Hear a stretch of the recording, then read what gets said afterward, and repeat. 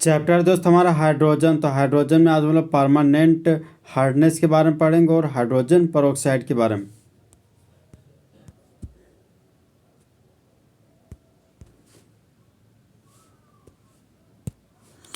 Permanent कठोरता पानी में कैल्शियम और मैग्नीशियम का सल्फेट हो, चाहे कैल्शियम और मैग्नीशियम को क्लोराइड की उपस्थिति की वजह से परमानेंट हार्डनेस होता है। परमानेंट हार्डनेस को नहीं हटाया जा सकता पानी को गर्म करके। परमानेंट हार्डनेस को हटाया जा सकता है निम्नलिखित तरीका से। सबसे पहले वॉशिंग सोडा के साथ रिएक्शन करवाएंगे। तो वॉशिंग सोडा का मोलिकुलर फॉर्मूला होता है Na2CO3 सोडियम कार्बोनेट। इसका एक और फॉर्मूला होता है सोडियम कार्बोनेट डेका हाइड्रेट। जब मैग्नीशियम क्लोराइड प्रतिक्रिया करता है सोडियम कार्बोनेट के साथ, तब मेन प्रोडक्ट में मैग्नीशियम कार्बोनेट और बाय प्रोडक्ट में सोडियम क्लोराइड बनाता है। ये एक्वस फेज का मतलब ये दो जलीय अवस्था में जब मैग्नीशियम क्लोराइड को पानी में डाल देते हैं वह टूट जाता है Mg2+ और 2Cl माइनस में। तो देखिए तो जिस तरह बेबी को बेस पसंद है उसी तरह मेटल को क्या पसंद है, नॉन मेटल। तो बाय प्रोडक्ट में 2 मोल ऑफ सोडियम क्लोराइड बन गया। और मैग्नीशियम जब कार्बोनेट के साथ रिएक्ट करता है तो मैग्नीशियम का कार्बोनेट बनता है। मैग्नीशियम का कार्बोनेट अवक्षेप के रूप में प्राप्त होता है हम लोग को।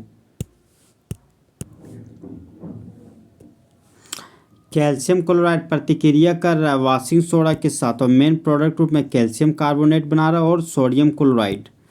तो जिस तरह बेबी को बेस पसंद है उसी तरह मेटल को क्या पसंद है, नॉन मेटल। तो बाय प्रोडक्ट में 2 मोल ऑफ सोडियम क्लोराइड बन गया। सोडियम क्लोराइड को जल में डाला गया तो सोडियम क्लोराइड टूट जाता है Na+ और Cl- में। जब कैल्शियम क्लोराइड को वाटर में डालते हैं तो वह टूट जाता है Ca2+ और 2Cl- में। तो कैल्शियम के लिए कैल्शियम लिख दिए। जब कैल्शियम कार्बोनेट के साथ रिएक्ट करता है तो कैल्शियम का कार्बोनेट बनता है। तो कैल्शियम कार्बोनेट हम लोग को अवक्षेप के रूप में प्राप्त हुआ है।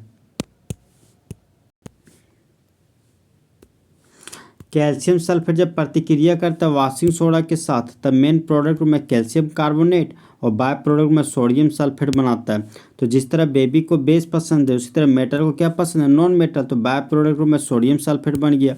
जब कैल्शियम कार्बोनेट के साथ रिएक्ट करता है तो कैल्शियम कार्बोनेट बनाता है और कैल्शियम कार्बोनेट अवक्षेप के रूप में प्राप्त होता है हम लोग को। कैल्शियम कार्बोनेट को प्यार से लाइमस्टोन भी बोलते हैं। मैग्नीशियम सल्फेट प्रतिक्रिया कर रहा वॉशिंग सोडा के साथ और मेन प्रोडक्ट में मैग्नीशियम कार्बोनेट और बाय प्रोडक्ट में सोडियम सल्फेट का फॉर्मेशन करता है। तो जिस तरह बेबी को बेस पसंद है उस तरह मेटल को नॉन मेटल पसंद है और बाय प्रोडक्ट में इस तरह सोडियम का सल्फेट बन गया। जब मैग्नीशियम कार्बोनेट के साथ रिएक्ट करता है तो मैग्नीशियम कार्बोनेट बनता है और मैग्नीशियम कार्बोनेट अवक्षेप के रूप में प्राप्त होता है हम लोग को। काल्गन प्रोसेस ऑब्जेक्टिव के लिए क्या है, वेरी वेरी इंपॉर्टेंट। काल्गन प्रोसेस का नाम हो गया सोडियम हेक्सामेटाफॉस्फेट।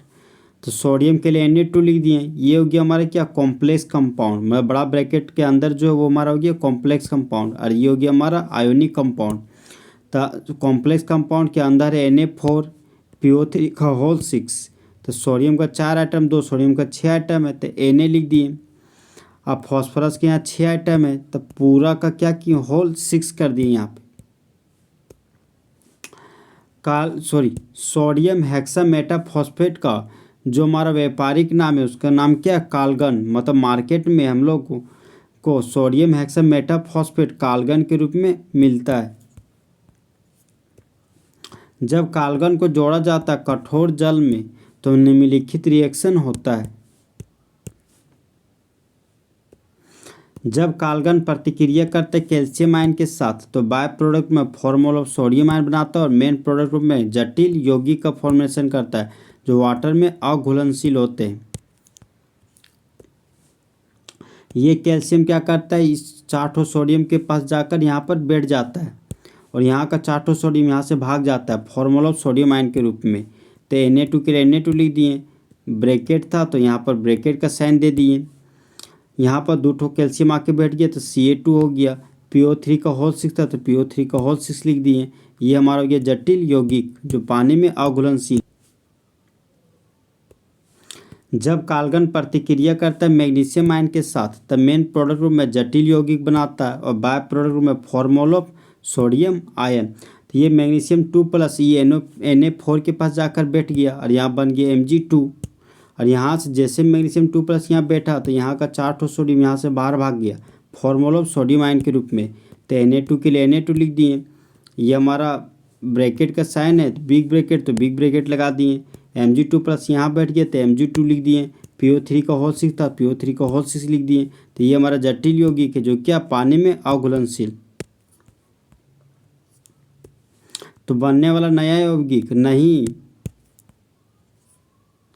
नहीं कारण है पानी में कठोरता का।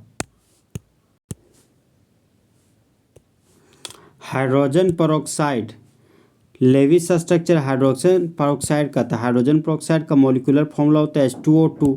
हाइड्रोजन का 2 आइटम तो हाइड्रोजन का 2 ठो आइटम लिख दिए। ऑक्सीजन का 2 आइटम तो ऑक्सीजन का यहाँ 2 ठो आइटम लिख दिए। तो यहाँ पर ऑक्सीजन के बीच क्या सिंगल बॉन्ड का लिंकेज है, तो बनने वाला बॉन्ड को बोलते हैं पेरोक्साइड बॉन्ड। तो हाइड्रोजन ऑक्सीजन के बॉन्ड को तोड़े तो हाइड्रोजन की मुंडी पर +1 ऑक्सीजन की मुंडी पर -1 चार्ज डेवलप हुआ। फिर हाइड्रोजन ऑक्सीजन के बीच के बॉन्ड तोड़े, हाइड्रोजन की मुंडी पर +1 ऑक्सीजन की मुंडी पर -1 चार्ज हुआ। हाइड्रोजन पेरोक्साइड को तैयार करने का तरीका, इसको लैब में तैयार किया जाता है। हाइड्रोजन पेरोक्साइड को तैयार करने के लिए अम्लीकृत बेरियम हाइड्रोक्साइड के साथ सल्फ्यूरिक एसिड को मिलाया जाता है। जब बेरियम पेरोक्साइड प्रतिक्रिया करता है सल्फ्यूरिक एसिड के साथ तब मेन प्रोडक्ट में बेरियम सल्फेट, हाइड्रोजन पेरोक्साइड और बाय प्रोडक्ट में 8 मोल ऑफ वाटर बनाता है। तो जिस तरह बेबी को बेस पसंद है उस तरह H2 को O2 पसंद है, तो इस तरह बन गया H2O2 हमारा हाइड्रोजन पेरोक्साइड। अब देखिए दोस्तों 8 मोल ऑफ वाटर था, यहाँ पर हीट किए तो बाय प्रोडक्ट में 8 मोल ऑफ वाटर बन गया। जब बेरियम सल्फेट के साथ प्रतिक्रिया किया तो बेरियम का सल्फेट बना लिया। हाइड्रोजन पेरोक्साइड का गुण, सबसे पहले विघटन पढ़ेंगे। हाइड्रोजन पेरोक्साइड को तोड़ा जाता है तो वह टूट जाता है वाटर और एयर में। तो ऑक्सीजन का स्टेबल फॉर्म O2 होता है, तो यहाँ पर प्रोडक्ट में O2 लिख दिए। फिर हाइड्रोजन जब ऑक्सीजन के साथ रिएक्ट करता है तो वाटर बनता है। हाइड्रोजन का यहाँ 4 आइटम है, तो यहाँ पर हाइड्रोजन का भी 4 आइटम है। हाइड्रोजन बैलेंस, ऑक्सीजन का 2 आइटम, ऑक्सीजन का यहाँ पे 2 दूनी 4 आइटम, तो ऑक्सीजन का 2 आइटम, ऑक्सीजन का 2 आइटम 4 आइटम है, तो यहाँ पर ऑक्सीजन भी हमारा बैलेंस है। अम्लीय व्यवहार हाइड्रोजन पेरोक्साइड का होता है डायबेसिक एसिड की तरह। तो वो खास एसिड जो टूट के देता हो 2 ठो H+, उसको बोलते हैं डायबेसिक एसिड। हाइड्रोजन पेरोक्साइड को जब पानी में डालते हैं तो वह टूट जाता है 2 मोल ऑफ H+ और O2 2- में। तो H+ को प्यार से प्रोटॉन कहते हैं और O2 2- को पेरोक्साइड आयन कहते हैं। तो 2 ठो ऑक्सीजन में सिंगल बॉन्ड का लिंकेज, 2 ठो नेगेटिव चार्ज है, एक नेगेटिव। ये हो गया हमारा पेरोक्साइड आयन का स्ट्रक्चरल फॉर्मूला। हाइड्रोजन पेरोक्साइड का ब्लीचिंग एक्शन, तो हाइड्रोजन पेरोक्साइड कार्य करता है ब्लीचिंग एजेंट की तरह और वह उत्पन्न करता ताज़ी ऑक्सीजन को। जब हाइड्रोजन पेरोक्साइड को हीट करते हैं तब वह टूट जाता वाटर और नेसेंट ऑक्सीजन में।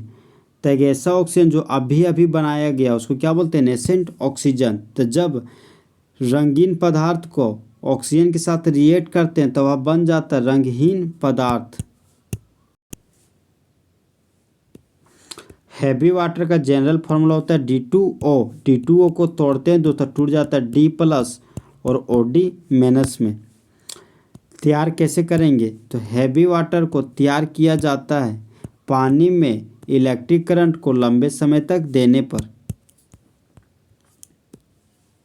हैवी वाटर का उपयोग मॉडरेटर के रूप में होता है ताकि वह नाभिकीय विखंडन को पूरा कर सके।